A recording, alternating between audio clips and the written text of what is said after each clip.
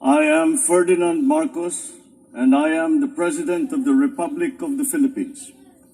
I stand today on behalf of 110 million Filipinos.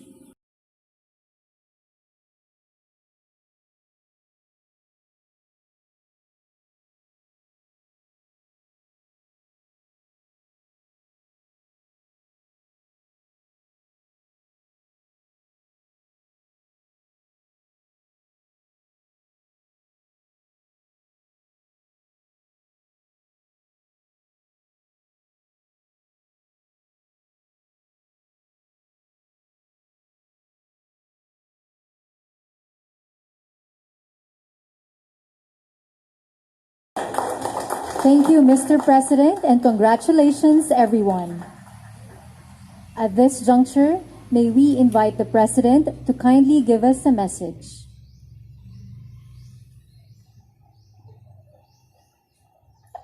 Good morning to everyone and all the, especially of course the new members of our party, the Partido Federal ng Pilipinas. The headed, of course, who has been helmed really since the beginning of the campaign by Governor Jun Tamayo. But of course, the origin of this goes back to my first run as Vice President with General Tom Lanchon, that siyang nauna that proposed this.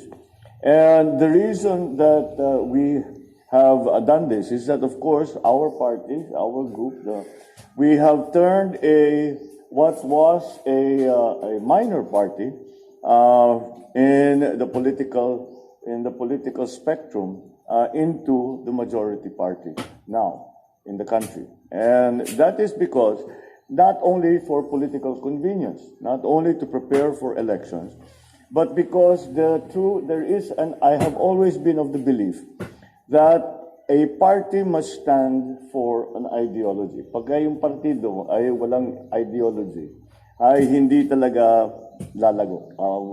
Palipat-lipat ang membro, kuminsan matibay, kuminsan mahina. At yun ang mga nangyayari kuminsan dito sa Pilipinas dahil kung ano-anong partidong ginagamit. Lalong-lalo na pag nadating na sa local government ay paiba-iba na. Kaya kailangan there has to be a central tenet, a central principle to what we are doing. And that is, we were talking here about the federalism. And what we have started to do, kahit na in all but name, ay ating ginagawa, ay talagang ibinibigay ang discretion, ang power, ang function, hanggat maaari sa pinakamababa na level na maaari natin gawin. So, we are doing the first step of the federal government for the Philippines in all but name. And that is what we will continue to do. And that is very simple, that derives from a very simple idea, that the stability of a political structure is much more dependent, much more reliable when we have many power centers. If the power centers only belong here in Manila, then pabagsakin mo yung Manila, bagsak ang buong Pilipinas. But with the power centers being given to us, to the local governments, to the local districts, and to those who are operating at the local level, and thereby bringing those power centers to many, many, many places, it makes for a more stable political structure and makes a more stable political life. Dahil kahit kung may mangyari sa isang lugar, kahit bumagsak yan, basta't nasira, hindi na talaga pwede, nagkagera, whatever, tuloy pa rin yung mga iba. Hindi nasisira ang buong sistema. And that is the central ideology of the PFP. Now, certainly, PFP is a political party. And therefore, that is why we are preparing for all the political cycles that are coming very soon. Ang una dyan, as we all know, tayo naman lahat ay dumaan dyan, as we all know, the barangay elections have a big impact, have a big effect on how the 2025 elections will turn out. Kung ano yung mga resulta dyan. Kasi kung tayo magiging kandidato, mananalo tayo sa 2025, kailangan natin ang suporta ng barangay level. So that is why it was incumbent upon us to now immediately try and organize ourselves so that we are prepared. Because there is always a synergy. Kung meron tayong mga kasama na kailangan ng tulong galing sa partido, kung may matibay ng partido na talagang nagtatrabaho, na talagang may ginagawa, ay makakatulong yan doon sa ating kandidato. At yun ang ating mga yun ang mga ating pag-iisip. Kaya tayo na dito ngayon. And that's why we are here today.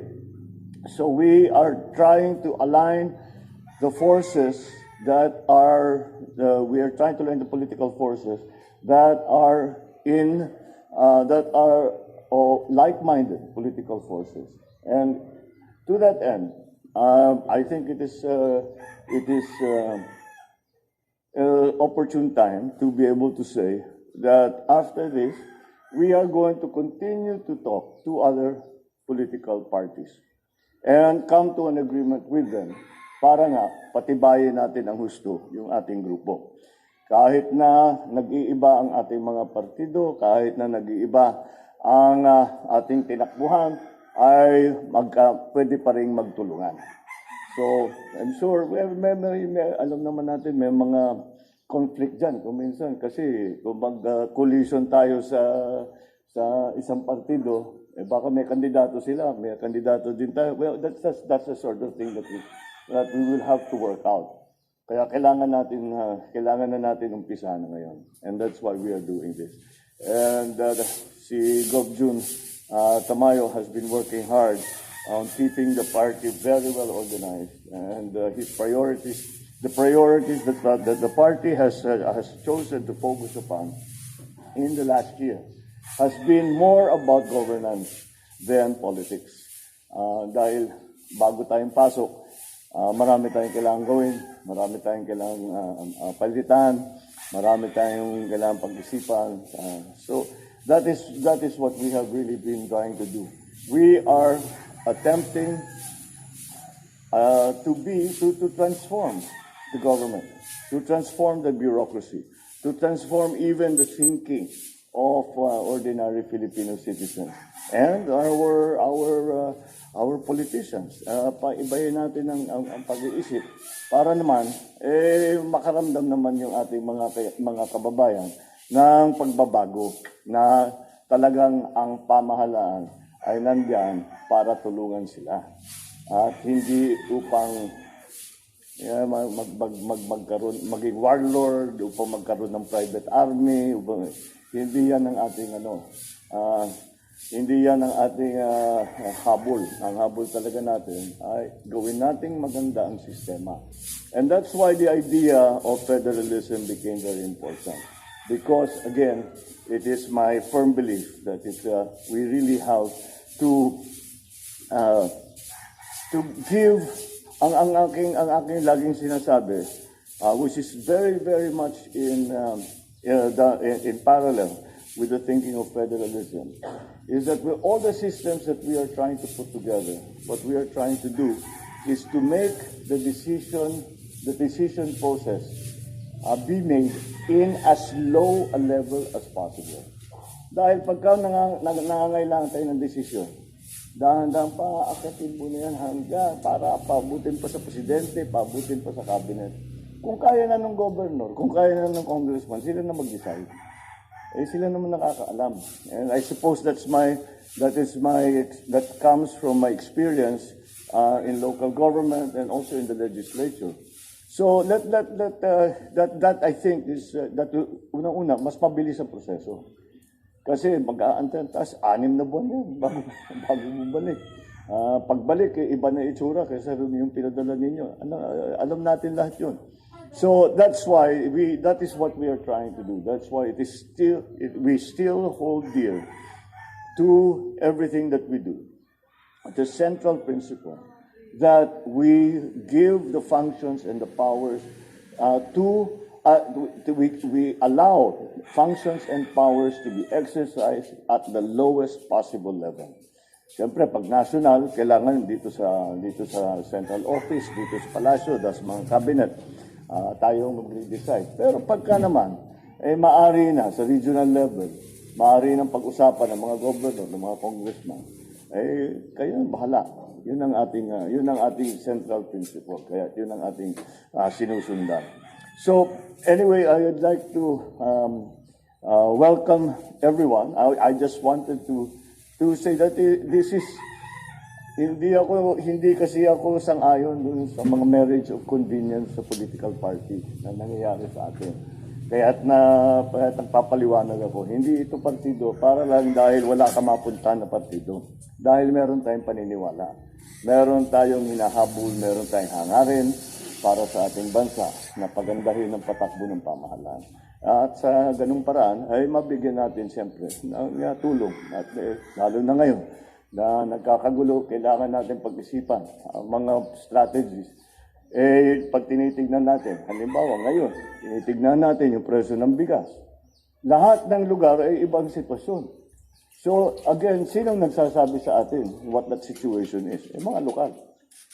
Hindi lamang mga politiko, kundi pati yung mga ating mga government workers, yung ating mga scientists na kung ano-ano na nag-aaral ng kung ano-ano na kailangan natin kung paano kailangan natin gawin. So I take the time to go through that so that we understand that this party stands for something. And we will continue to stand for that. And now that you have joined the party, we welcome you because we have now a bigger group who is continuing to work for the advocacy of improving the government bureaucracy, of improving the power situation in the Philippines, in the sense that we are trying to make our political system as stable as possible. Mga political theorists yan silang nagsasabi na talagang kailangan ikalat ang kapangyarihan. Huwag natin ilagay sa isang lugar. So that is what we are trying to do, and I'm very happy that we are at the beginnings of this organization of our party, that we are at the beginnings of our dealings, not only with our own party but also with the other political players who are on the scene. Kaya patitibayan natin ng gusto dahil mayroon talaga tayong ipinaglalaban. Kailangan natin ng maraming kakampi, kailangan natin ng lahat ng tulong. At diyan nabuhay yung aming tinatawag na whole of government at whole of nation approach. Dahil nga, kailangan talaga lahat ay magkaisa. Kaya't lagi kong pinapaalala sa tao, yung pagkakaisa na ating sinigaw ng kampanya, hindi po yan slogan, katotohanan yan. Yun talaga ang magiging solusyon sa ating mga problema. Welcome to the PFP. Maraming salamat. Thank you, Mr. President.